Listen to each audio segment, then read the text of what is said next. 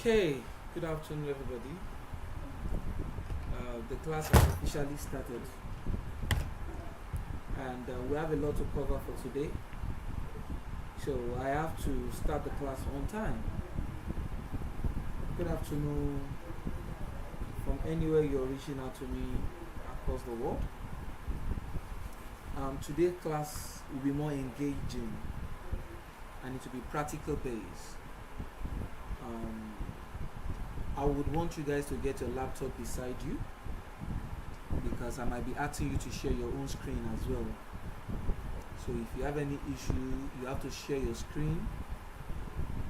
We all get to see what you've done, and we'll practice. So I'll start by sharing my screen. I would like you guys to indicate if you can hear me clearly. And as usual, you can send me message in the in-call messages. And at the same time, you can unmute yourself to ask questions. I want today's class to be more interesting because it will be practical based. To not waste much of our time, at the end of today's training, a set of assignments will be sent to you. The recording of this class also will be sent to you so that you can use it to go over all the activities we've done throughout today. So let's begin. I will start by sharing my screen, and I would like us to indicate if you can see my screen. Indications, please.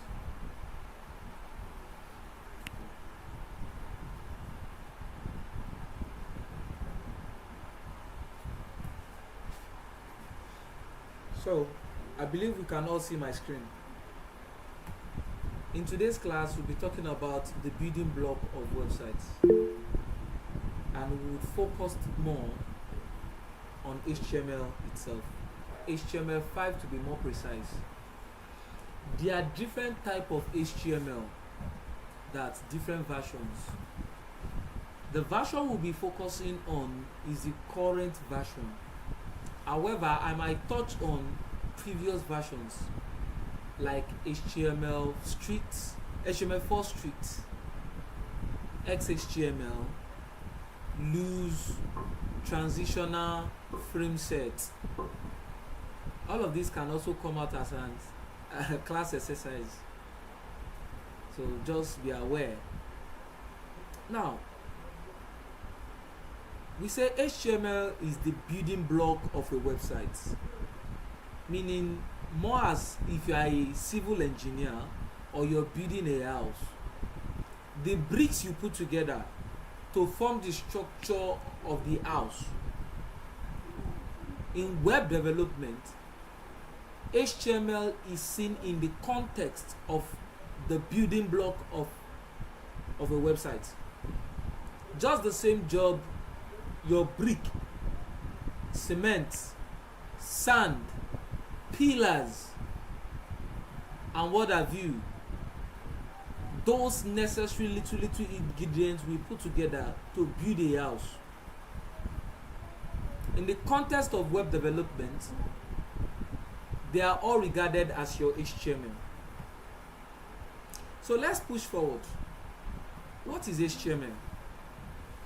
As said earlier, HTML is a markup language for describing web documents. So when I say word document, what type of document are we referring to? We are talking about web pages. That's those pages people see when they visit a website. The word HTML stands for Hypertext Markup Language. I believe we've gone through this in our previous classes. So the word HTML stands for Hypertext Markup Language. A markup language is a set of markup tags. That's different tags put together to make up a markup language. Is what we refer to as a set of markup tags. HTML documents are described by HTML tags, meaning HTML has its own custom-made tags. So if you're writing HTML, you need to understand its own tag or tags. Now each HTML tag describe different document content, meaning it is used to determine how different aspects of your web page are being displayed. HTML are used to create web pages, meaning if you want to create web pages, you use HTML.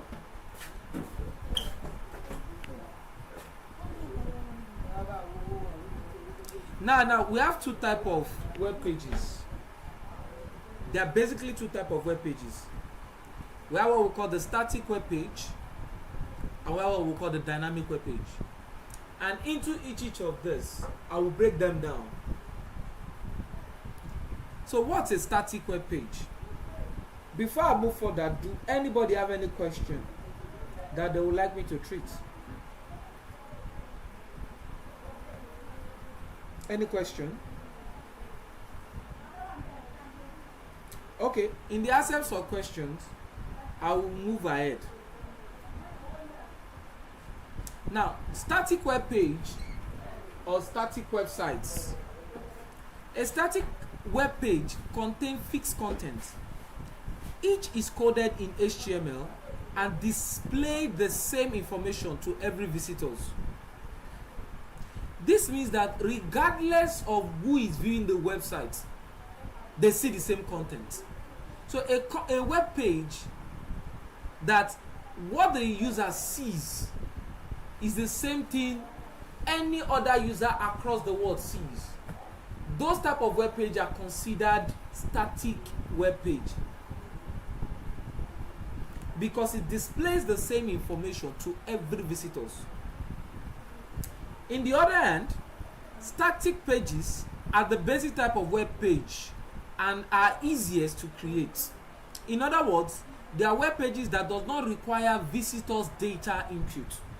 Meaning they are the type of website that does not require you as a user to enter certain information, maybe to input any information at all. They don't require these things. An example is your About Us page. Another example is your Terms and Conditions page. Now, when you visit a website and you go to the About Us page, regardless of who is viewing the page, they see the same thing because you're just there to read information about the company or to read their terms and conditions. You are not there to make an engagement, but just to do an overview, a read-through of what the company is all about. So a good example of it is what we call a static web page. It's what we regarded to as a static web page, because regardless of who is viewing it, they all see the same thing. They all see the same thing regardless of who is visiting it. So do anybody have any question they would like to ask before I move further? Any question? Any question?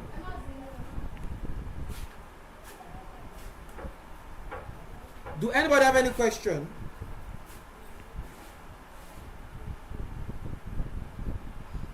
Okay, let's continue. The dynamic web page. Okay, Captain, can I hear you, sir? So will your carousel be like a dynamic page? Yes. Okay, and the contact forms? No. Sorry. Okay. Contact form is a dynamic web page, but your carousel is not dynamic. It's static. Okay, carousel is not, but you have pictures changing every time or scrolling across the screen. Now, regardless of who come to view the same carousel, they see the same content. Okay, got you. Thank you very much. Got you. Any other question?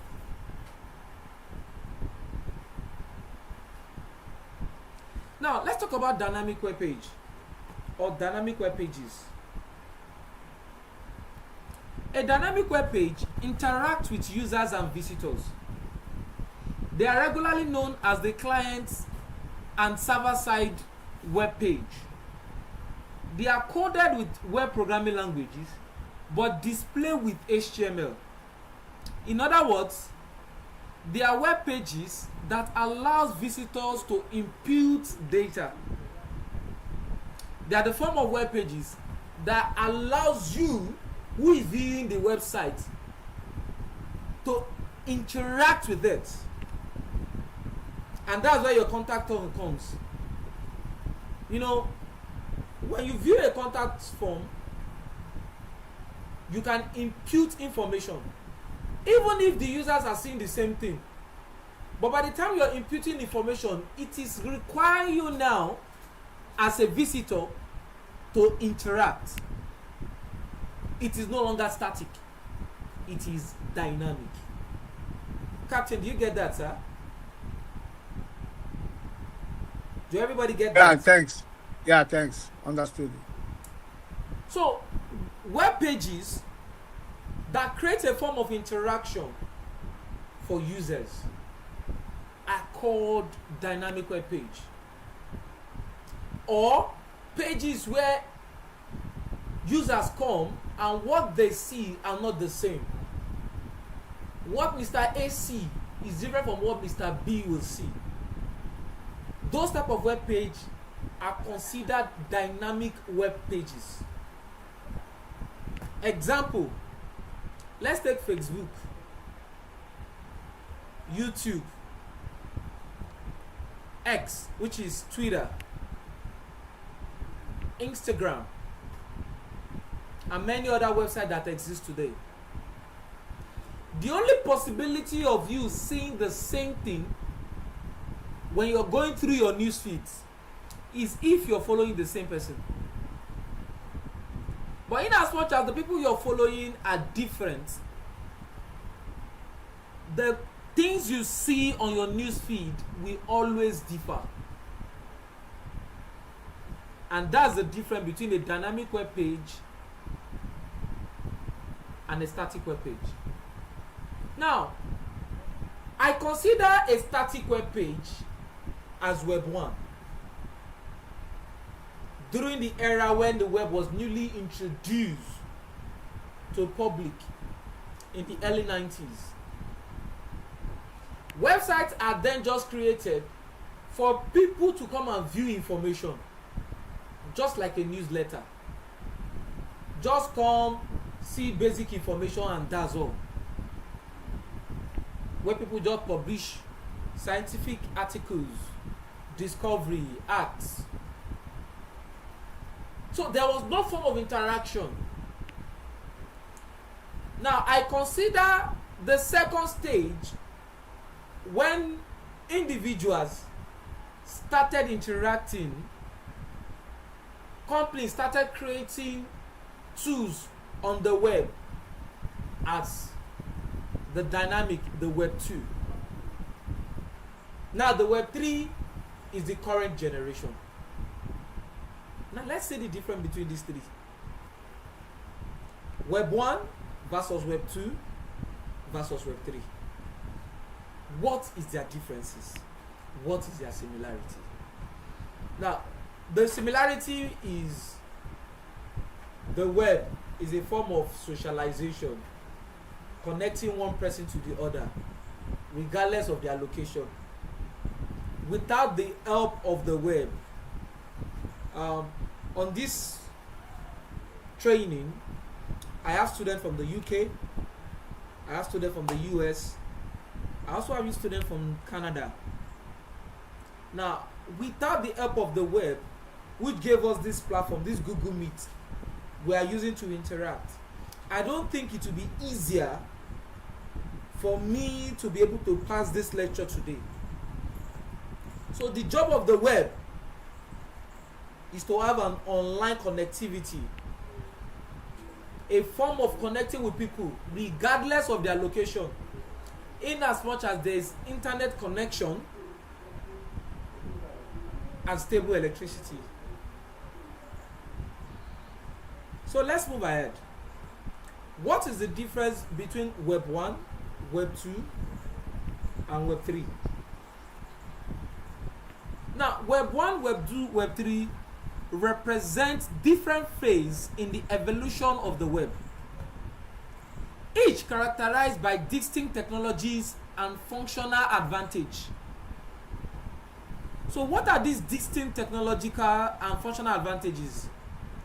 Let's talk about Web 1. Web 1 is the first generation of the web, where websites were static and serve only as information display.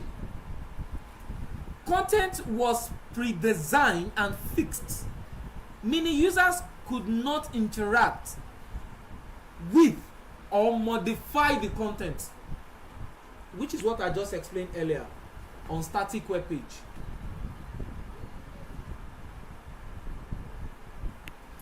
Now, Web 2 brought a shift towards more dynamic and interactive websites.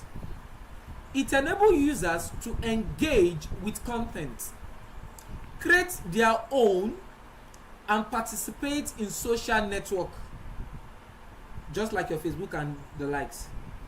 This era saw the rise of social media, online collaboration, and sharing economy, whereby you cannot buy and sell items online. So it creates about the ability for people to connect, although giving room for big tech companies to control the web. The Web 1 was controlled by the government. The Web 2 went to private sectors controlling the web. Now, what is Web 3? Web 3 aims to decentralize control over data and services shifting power away from big corporations and giving it back to the users. It integrates advanced technologies like blockchain, AI, and immersive visual world to create a more user-owned, private, and secure web. Meaning the idea of Web 3, sorry, I wrote Web 2 here. It's actually Web 3. The idea of Web 3 is to decentralize control of the web away from government, away from private sectors, away from big corporations, and give power to the masses. Do anybody have any question? Because this Web 3 is the current oil. Any question at all? At this point, I'm expecting questions from you guys. Any question? So is that why we have DNS servers all over the world? You know, some continents you have 7, some you have 8, 9, 10, like that. That one is the era of Web 2. Not Oh, Web 3. Web 2, okay. Okay. So let me make it more clear. During the advent of the Web 1, the government, the US government, were the one who introduced the web, making it in the web accessible to everybody. And we moved to Web 2, an era whereby individuals can interact. But the current stage we are now is what we call decentralization, giving power back to the masses, the redefinition of democracy. Let's take an example of blockchain, which was the real eye-opener to Web 3. What happened? How did Satoshi came up with Bitcoin? The financial industry was poised with government control and private sectors. Inflation were killing people, reducing the value of what they have in their pocket. And that's because the government can print money at any time, anywhere. Let me give you a scenario of Nigeria. If you have 1,000 naira in your pocket as at January last year, by this January this year, the value of that same 1,000 naira has dropped due to inflation. Meaning the same thing you can buy with that 1,000 is no longer what you can buy, not the same quantity you can buy with the same 1,000 today. That's what we call inflation. And that's economics 101. The more something is available, the lesser the demand and more depreciation on that item.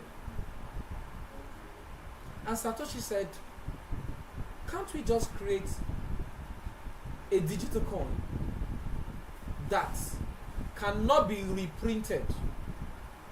We only have a certain number, and that same certain number will exist. Not more, not less.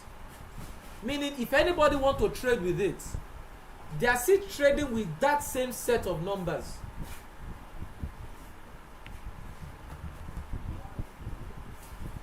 Those sets of numbers is what they will trade with. Not that every year they will be minting, that's printing new value. That was Satoshi's idea. And he created Bitcoin, whereby he created 21 million units in 2009 and made it publicly available. As of today, we only have 21 million Bitcoin. And if you check the value as of 2009 compared to 2025, you will see the drastic change from $0.5 per unit to $99,000 per unit as of today. Today, one Bitcoin worth $99,000 per unit. And that's where decentralization is. Meaning, there is no corporate body sitting one place managing who receives and who sends.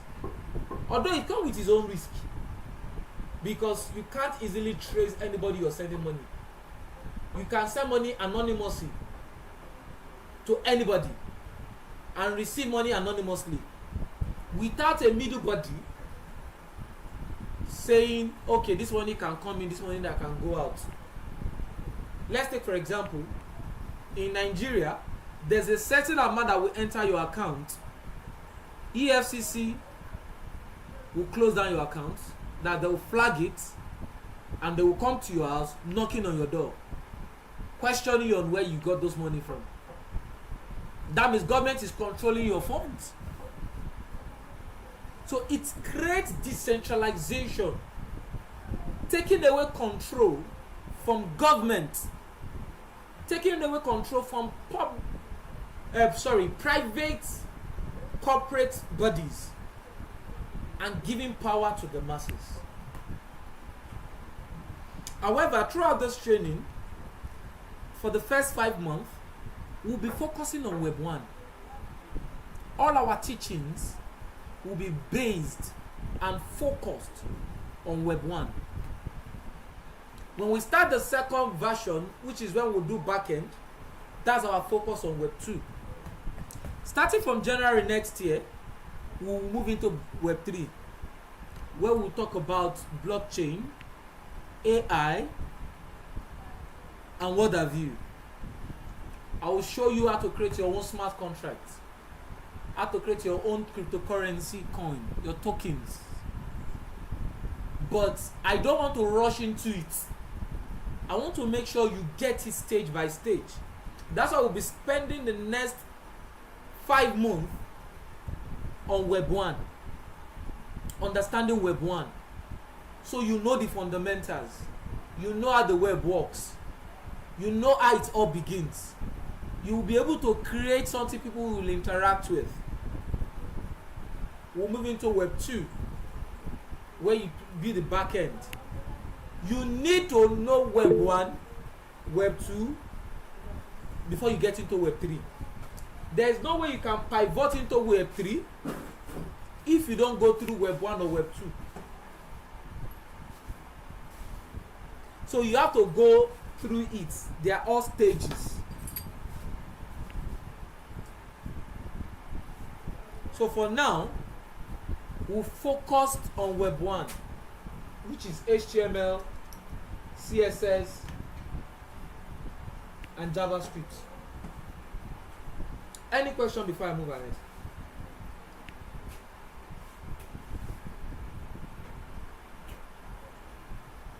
Questions, guys?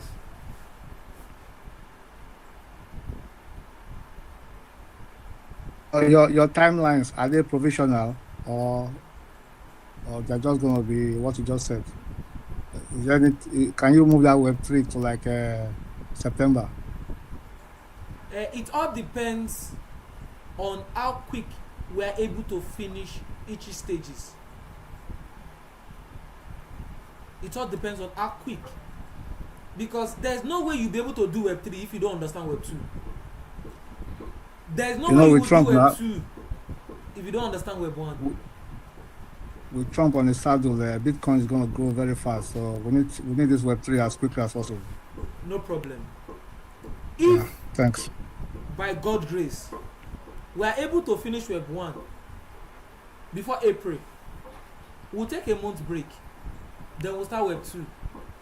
If you're able to finish it by, let's say, October, because that one is massive beyond Web 1.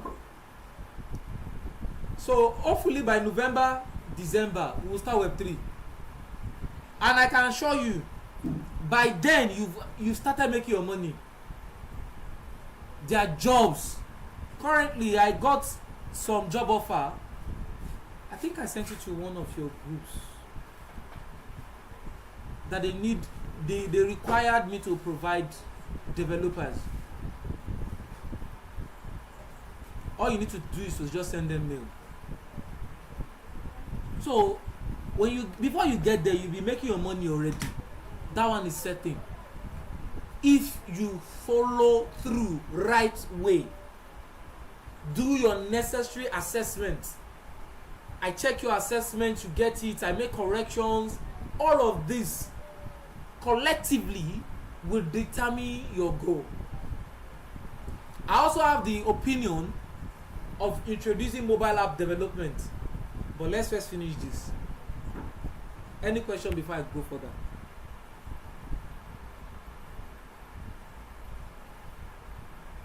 Questions?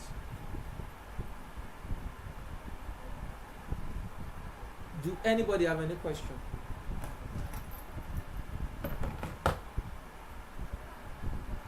Okay, let's move ahead. Let's talk about HTML elements.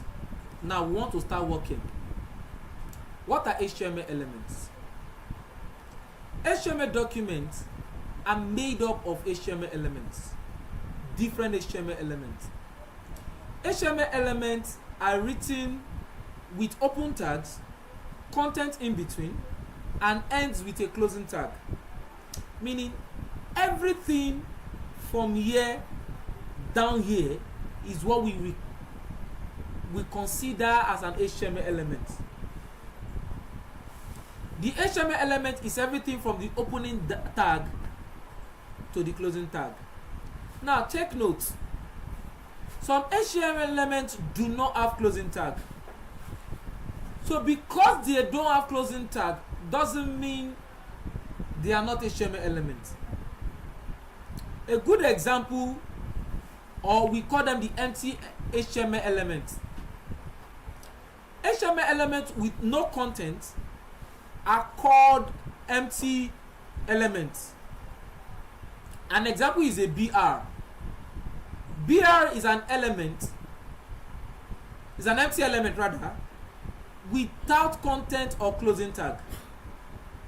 Let's see an example. I told you today will be practical based. So I'll turn on my Visual Studio Code. I believe by now we've all installed one or two editors or one or two browsers.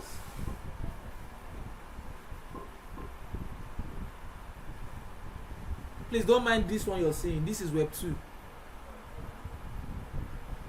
We will soon get there by God's grace.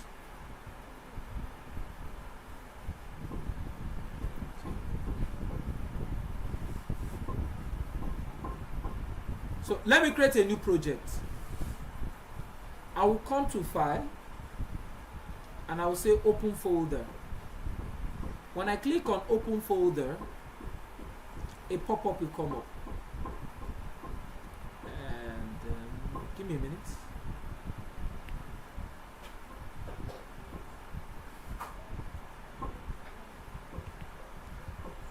I have a folder called Online Web Masterclass 2025. So inside of this folder, that is for me. You can choose yours. You can use any. You can just use your basic document. That will be fine too. So I will create a new folder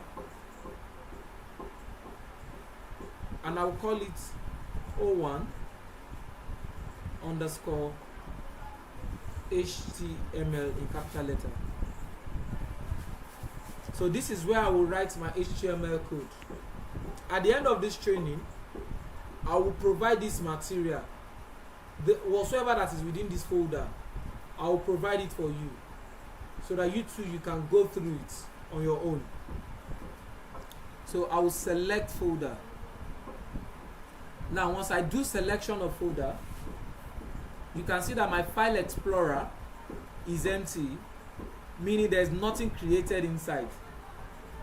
So I will start by creating my first page. To create a landing page, I have to say index.html.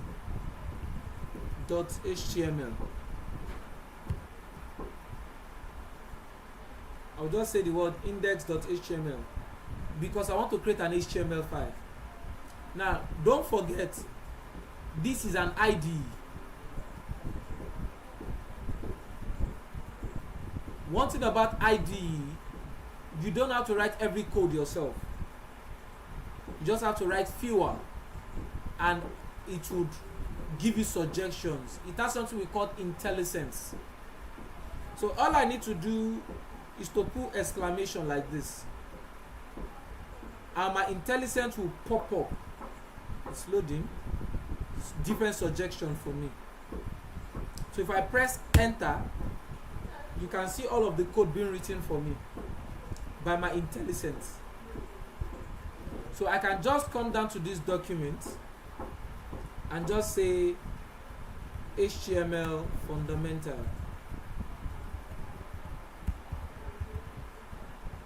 Then I will come here, I will say H1. My IntelliSense will give me suggestion. I'm waiting for it to load up.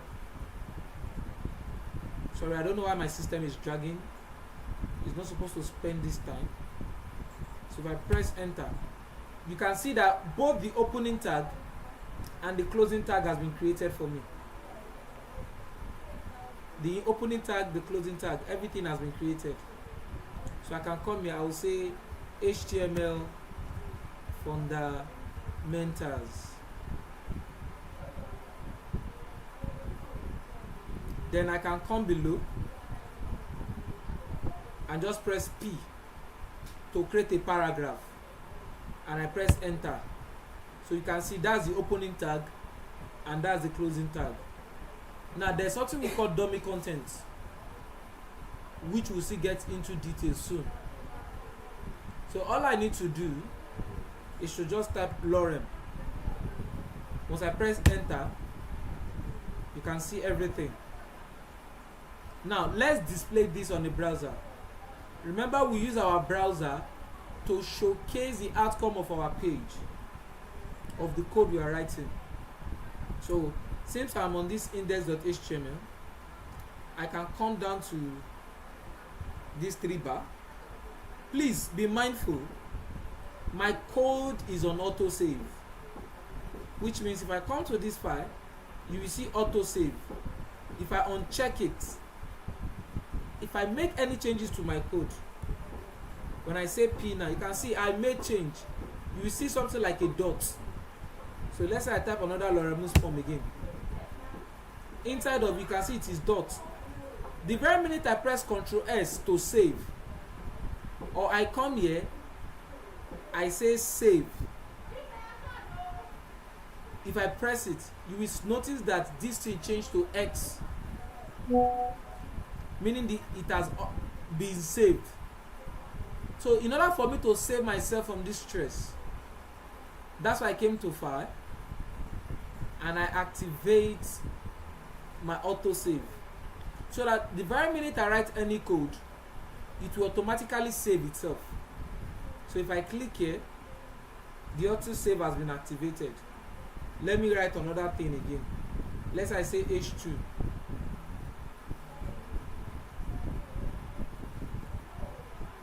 I want to say hello world, and I put an exclamation.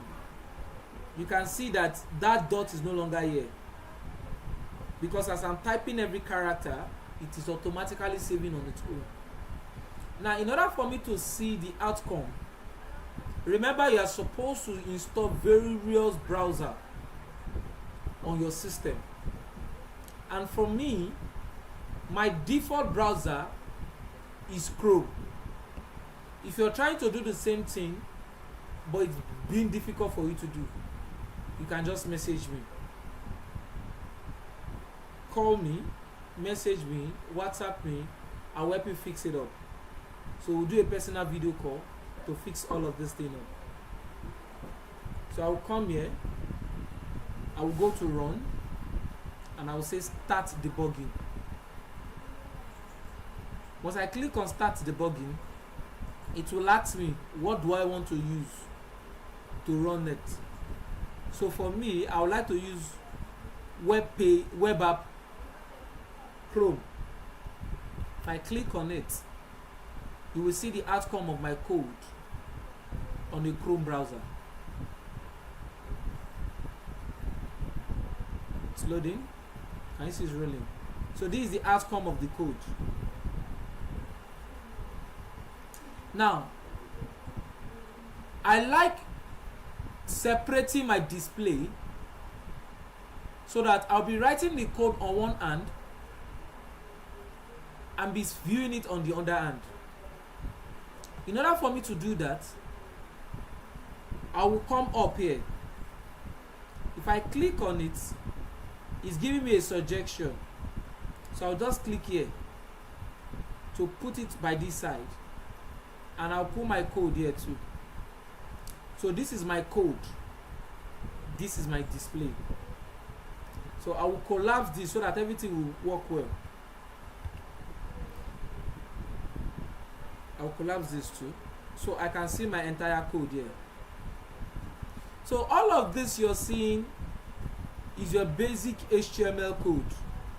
From here to here is a complete element.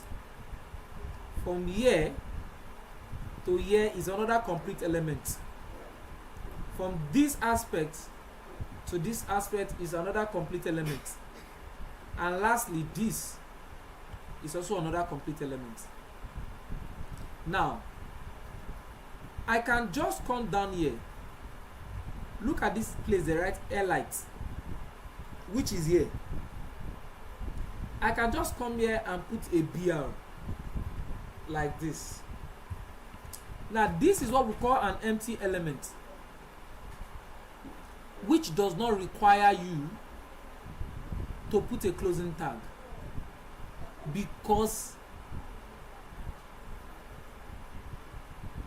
by writing this BR, it's an indication of a line break, meaning whatsoever content that comes after it, we go to a new line, will no longer serve on this line. What it means is, if you look at this code here, at this end here, you will notice that this OPTIO is beside this LT. But because I have put this BR, if I refresh here, you will notice that this OP comes to a new line. What we use to do that is this BR. It's a line breaker. We use it to break a line within a given paragraph or text or any document. So this type of tag, it's also a complete element, but we consider them as an empty element because it has no content, neither does it have a closing tag. In order for us to close this type of tag, immediately after we write it, which is the BR, before your greater than sign, we'll put the /.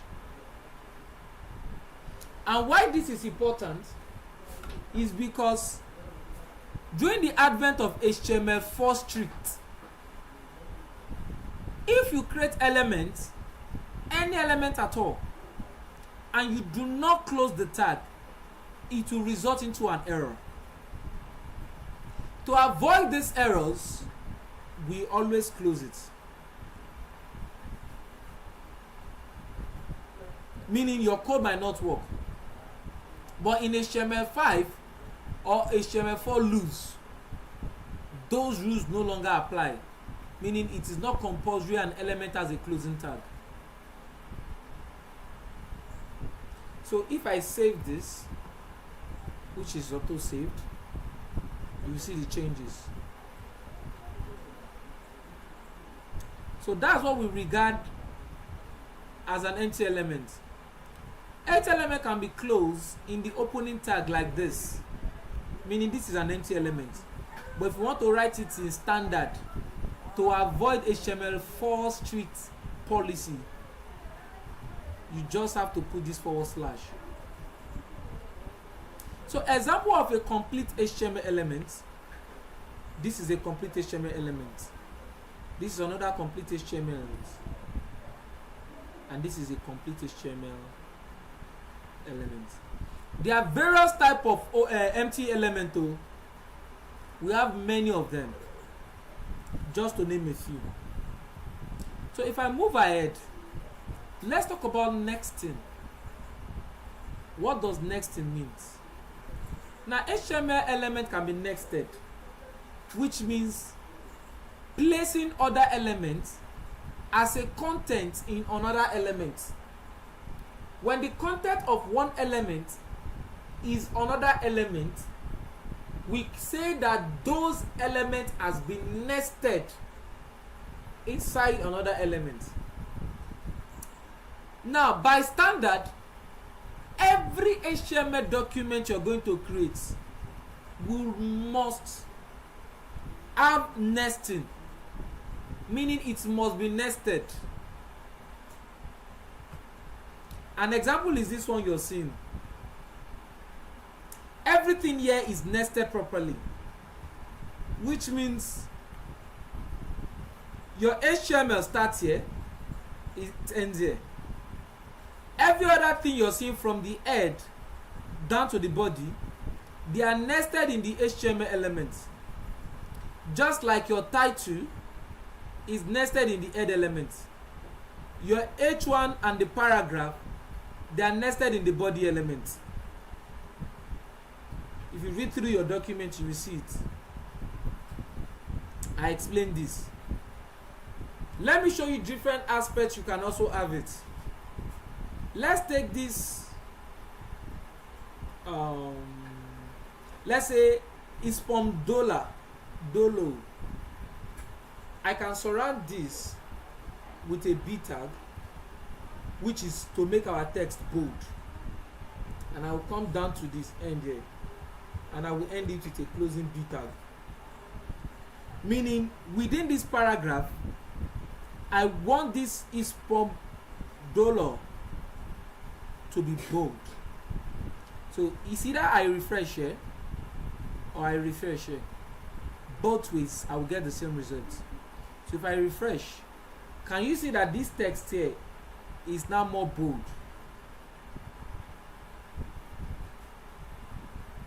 In a similar sense, I can say this copy dictate. I want to put something called I. That I is what we use for creating italic, and I want it to end here too.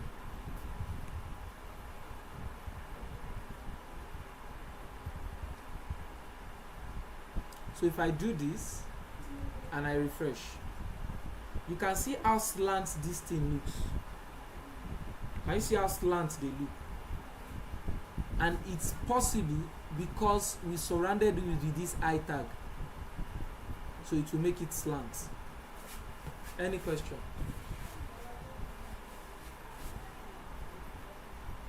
So do we have a comprehensive table where you have all these where you have all these elements consolidated? Okay, I'll send you an appendix I made in one of the materials I created, where all of these things are listed and explained. Okay. Also that word intelligence, is that the same as ghostwriting? No. Intelligence is an how do I put it? What gives you suggestion when you type certain character in an IDE? Is that not the same as autocomplete in Python? Exactly. So things you use to autocomplete your line of code. Yes. Yes, they are called IntelliSense. Okay, thanks. Look down here. You will see. We have something called your Bootstrap IntelliSense. So that's an example. More questions. I want questions from other students. Questions. Because you're supposed to practice all of this.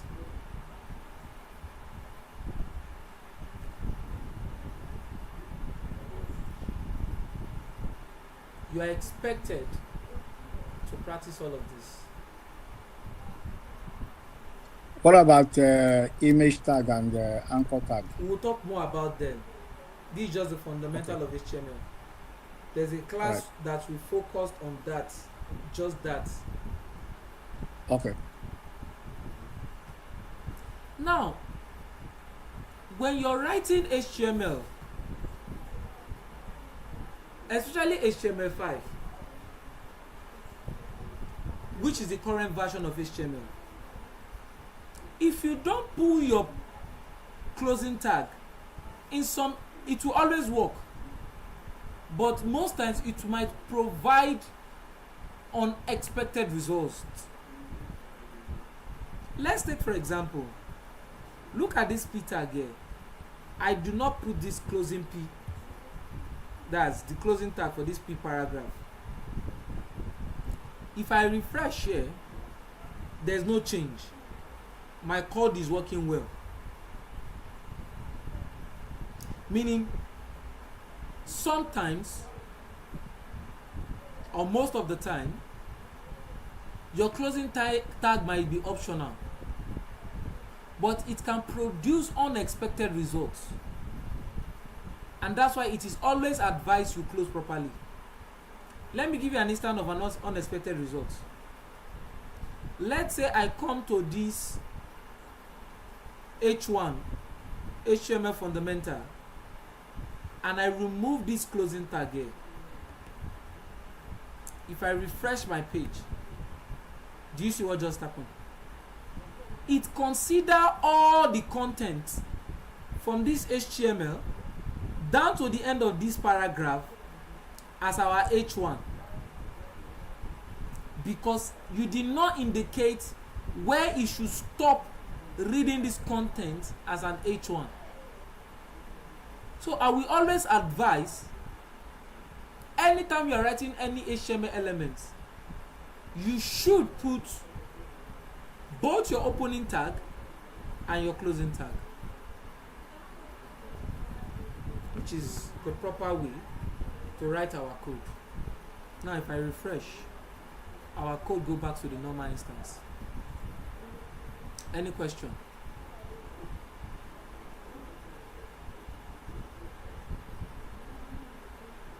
Questions.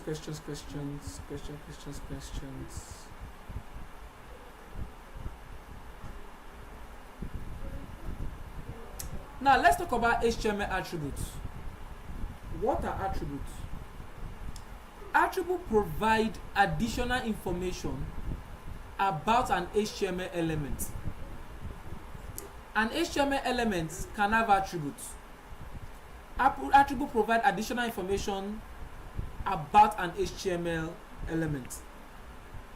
Attributes are always specified in the opening tags. Attribute comes in names and value pairs like this. This is how attributes are created. Let's take an example. If I come to my code, there is a tag here called lang. You can see this is an HTML opening tag, which indicates that our HTML is starting here and it is ending here. Now inside of it, there is a tag called lang, which is which we say is equals to English. Lang equals to English. Now this is an attribute name. This is an attribute value. What's the job of this attribute? This attribute is an indicator that when our browser is trying to display this web page, it should read the content as an English content. So it makes tools like Google translators. Like if I'm in another country now and I want to translate it to another language, it make it easy to know which language the content were written in or the codes were written in, to know how it will be able to transfer it into the specified language you want to translate it into. Let's see another example. Let's say I move my mouse here. There's no pop-up, there's no effect. There is this attribute called title. This title is used to create two tips, whereby when you mouse over a certain element, a tooltip will come up explaining what that element is for. Let's say I say, hello guys, yeah, in your H1. Currently, if I put my mouse there, you won't see anything. But if I refresh this page, no change is being made. But the very minute I put my mouse on it, can you see that a tooltip came up showing the hello guys? That is also an attribute, additional information on the web page. Sorry, on an element. Let's see another instance of the power of an attribute. First and foremost, I will go to my file explorer, which is here. I want to create another page. I'll click play and I will say about.html,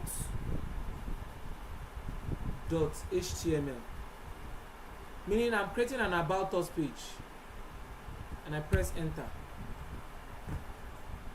I close this. I'll use my IntelliSense to pop up content, and I'll come here and say H1, and I'll say about us. Let's say about us page. Then I'll come down here. I will say P Lorem Nuspom, and I leave this. I'll go back to my index page. I want to create a link whereby if I click on a particular text, it should take me to the about us page. How can we do it? What we use to create a link to another page is the anchor tag. For people familiar with shipping, there's an element that's when a ship bats on a shore, there's this thing we drop to the seabed to keep the ship stable. I believe Captain Steve will be able to explain this better. So first of all, you said when the ship bets. Yes. So betting is not associated with anchoring. So when you actually anchor, you are in the middle of the water, all right, Okay. and you want the vessel to stop. Okay, you Okay. probably want to wait for pilots. So you drop the anchor. The anchor keeps you in position Oh, until thank you you are very called much. by. Yeah, so yes, it's different from betting. Betting physically means going into port and coming alongside the jetty. That's betting. Okay. So anchoring is anchoring, betting is betting. So there are two different things. Well, thank you for that. I've learned Okay. something new. Yes. So, when you stable a ship, there's this anchor you drop, a big chain to stabilize the ship in the water, and that's what is referred to as anchor here. So to create an anchor, we use the A tag, whether capital letter or small letter, it will work. HTML is not case sensitive. So let's say I say home here, sorry, about us. If I save this and I refresh here, you will see a text here where they wrote about us, but it is not clickable. Now this A, if I mouse on it, you will see if the element has an href, then it represents an hyperlink, an hypertext anchor labeled by its content. Meaning, if you want to create a connection between this page and hyperlink, that if I click on this about us, which is the content of this A tag, it should take us to about.html. All I need to do is to say href. Now in between the href, I can just say about.html. Once I say about.html, I want you to notice something here. The very minute I refresh, you will notice that the design change just because I had an attribute. And that's because by default, this is how a web page display a link. So even if I put my mouse on it, the mouse cursor changed, the pointer of my mouse has changed. Now because the word I write here is the same as what we have here, if I click here, can you see? It brought me to the page. Now I've been able to interlink my index.html to this about.html. In a similar sense, I can come to this about us page. Underneath it here, I can say A tag. Let me remove the href for now. And inside here, I will say home. That's in the about us page. If I refresh here, you will see the home tag, the home that I just created. But it's not clickable, just because there's no attribute attached to it. So if I come here and I say href, in between the href, all I need to do is to say about.html. Sorry, I'm connecting to the home page, so I will say index.html. Now this is an indication that if I click on this text, it should redirect me to the index.html. That's another hyperlink. So if I refresh here, can you see the link? So if I click on it, it takes me back to the index.html page. But I click here, it takes me to the about us page. Any question?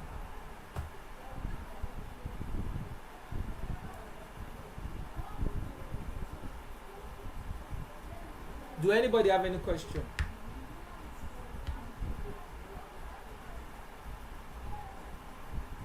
Okay, because we're going to be creating this. I want you guys to practice. To not stress us today, I'm going to complete the HTML class. So that's how anchor tag works. And there are various type of tags, a whole lot of tags, millions of them, and they all have what they do and how they work. And you can either use single quote or double quotes. Now let's come to the end of HTML fundamentals. That's writing an HTML content. Comment. So what's an HTML comment? An HTML comment helps in creating documentation for codes which serve as a guide for other developers to understand why certain codes are written. So in HTML,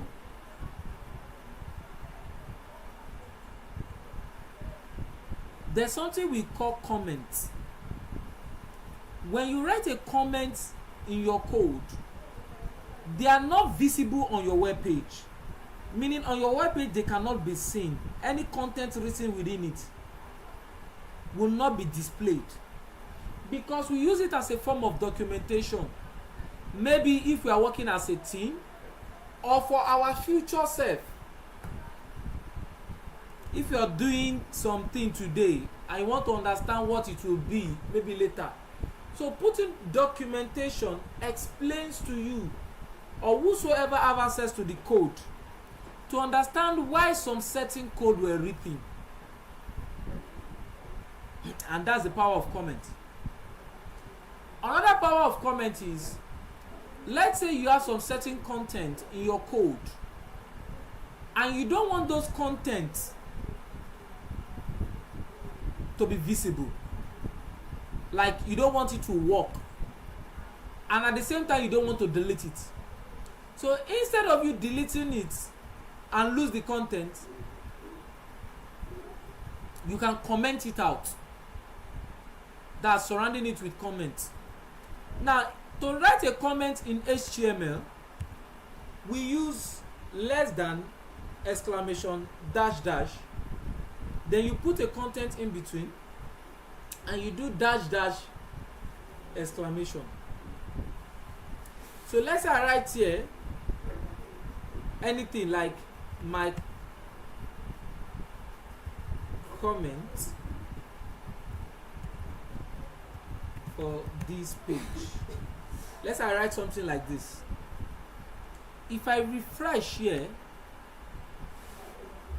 nothing will be displayed. Why? Because this content will not be compiled when your browser is trying to read your content. In a similar instance, I can just come down to this my lorem here. Let's say this second lorem, I no longer want it. I can just highlight it. The short code, your keyboard shortcut to create comments, is to hold Control and press /. The very minute you press this, you can see that the opening tag and the closing tag of your comments has been created around this lorem, which is this. If I save this code and I refresh here, you will see that this lorem will no longer display because it has been commented out. So if you have a code, you don't want it to display, and at the same time you don't want to delete it, you can just comment it out. Any question?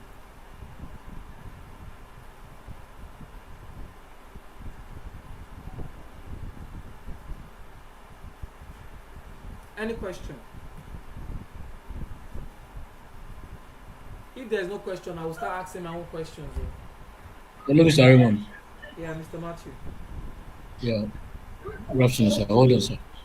Yeah, Okay. just to confirm, is it possible to reference like external URL, like web page, like this about .html now? Can I give it like google.com so that when they Yes. click it, take them to Google straight? Yes. When we get to Okay. relative and absolute path, I will explain in details. Now, let me show you an example. If you want to reference an external page or an external URL, maybe I want on this my home page. Let's say I come here. I want this to be linked to maybe my Facebook page. If I press A or just to Facebook, I can come here and just say Facebook. If I say Facebook here and I refresh, you will see Facebook here. But if I click it, it's not going anywhere. That's because I've not specified its destination. So let's say I come here now and I say facebook.com. It will not work. Let's see it in action. Can you see? They say this file could not be accessed. And that's because when you are accessing an external file, you are expected to put your hypertext transfer protocol in front of it. Meaning you are expected to put your https colon slash slash, or you just put http colon slash slash, depending on how the web address. Remember, this is what will determine how content are taken from the server where that page is being located and deliver it to your web browser. So because this is not a local content, is not within your project scope, you cannot just call it like that. You have to put this http or https. So if I refresh here now and I click on Facebook, watch this. Can you see it's taking me to Facebook login page? Because I added the hypertext transfer protocol. And if you could remember, I explained this in details in the beginning of our class. That's the first day when we were talking about URL. Mr. Matthew, did I answer your question? Yeah, thank you, sir. Any other questions, please? Please, questions helps me to understand where your understanding got to and what more I need to explain on. So I love when students ask me questions. More questions, guys.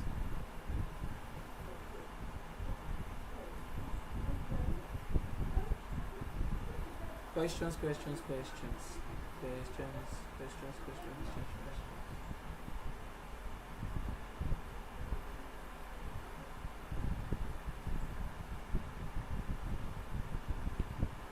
So, to not waste our time today, that's how you create a paragraph. Now, an assignment will be sent to you. First, you're going to write a letter to a mentor of yours, telling him or her about how you would love to be mentored by him or her, by the person, but you'll be using HTML. So you are going to create a file like letter.html and write a letter. Please use basic HTML alone and structure it well. So this assignment will be provided once I end today's class. Now, quote of the day: it's a foolish man idea as a developer to think he or she can code without having any bug. That's without having error. Having error in code is consistent and constant. It is what makes you a developer. So I'm waiting for our questions because in our So next class, don't forget to send us that table of consolidated okay, elements, okay, the appendix. entire list. Yeah, the appendices. Yes, I will send you a link that have it, and I Just will send us send you the everything at once, material. including CSS. Include CSS also. No problem. Yeah, hello, Mr. Thanks. Raymond. Yes, your question. Yeah, this comes to my question with the last, as in the quote of the day, which comes to as a developer, I don't think you, you can code without having any bugs or error. So I would like you to like maybe take a class on that, on how to deal with errors, as in where to start, what to look out for when you're having any errors, and how to debug. You understand errors, the easiest way of getting it Yes, resolved. yes. There is Yeah. error handling in your course material. It's part of what you will learn in this front end. Debugging, error handling, code formatting. All of this you will learn it. Don't worry. Okay. It's part of your course outline already. All right. Thank you so much. Debugging, error handling, code formatting is what you will learn. Don't worry. So any other question? So with no further ado, we've come to today's end of today's section, and we'll continue from here in our next class. Please enjoy the rest of your day and do your assessment. It helps me understand if what I'm teaching you, you're getting it. Please do not hesitate Sorry, to ask question. Okay. Okay. any feedback from the last one? Yes, you will get the feedback. Okay. Thank you very much. Enjoy the rest of your day. Yeah, thank you.